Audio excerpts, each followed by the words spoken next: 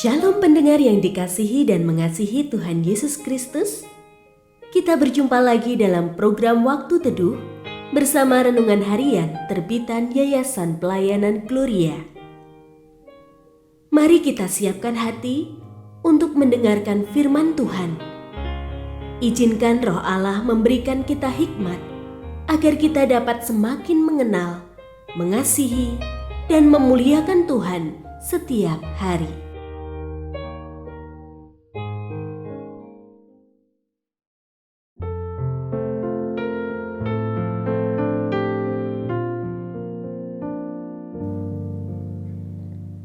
Bagian firman Tuhan yang akan kita baca hari ini adalah dari Kisah Para Rasul, pasal 6, ayat 1-7.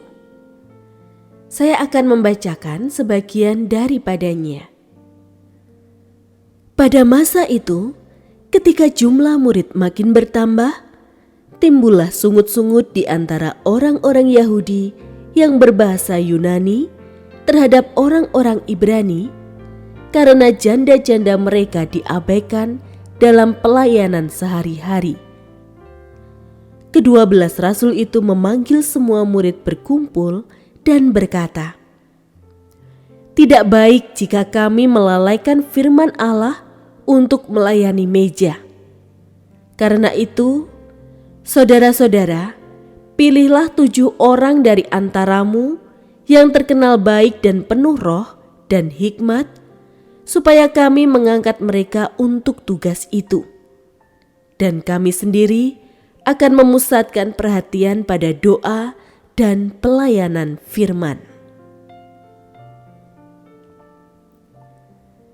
Pendengar yang mengasihi Tuhan, ayat yang kita renungkan secara khusus hari ini adalah dari Kisah Para Rasul, pasal 6, ayat 2.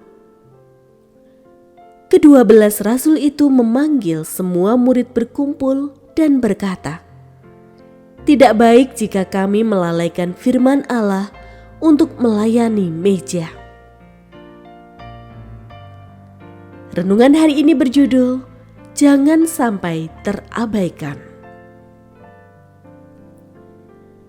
Seorang wanita yang berprofesi sebagai perias jenazah mengungkapkan suara hatinya, khususnya ketika pernah menangani jenazah dari keluarga miskin yang ditolak oleh gereja. Mendengar penuturannya, seperti ada kesedihan yang terpancar dari suaranya, sekaligus menyesalkan kurangnya kepekaan gereja kepada kaum papa. Suatu ungkapan kegelisahan yang tampaknya perlu disuarakan dengan kuat ke setiap gereja, terlebih kalau kita mengingat bahwa kaum papa mendapat perhatian dari para rasul pada masa gereja mula-mula. Para rasul pada zaman gereja mula-mula pernah diprotes karena pelayanan terhadap orang-orang miskin terabaikan. Untunglah, kondisi ini tak berlangsung lama, karena para rasul merespon dengan menunjuk 7 orang untuk menjalankan peran diakonia, supaya kebutuhan orang-orang miskin dapat terpenuhi. Ungkapan "tidak baik kami melalaikan firman Allah untuk melayani meja" juga menunjukkan bahwa keseimbangan tetap diperlukan antara pentingnya umat Allah menerima pengajaran yang sehat dan pelayanan diakonia bagi jemaat yang memang harus mendapat perhatian bersama. Tujuannya jelas, supaya setiap orang dapat terlayani dengan baik, tak hanya dalam perkara rohani.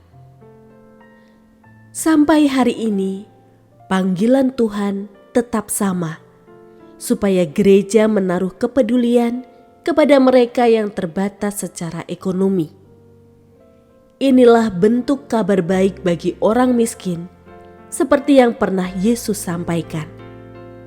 Suatu cara hidup ilahi yang telah dimulai pada masa gereja mula-mula, yang perlu terus dipelihara oleh gereja pada akhir zaman ini. mereka yang diabaikan oleh manusia niscaya tetap diperhatikan oleh Allah.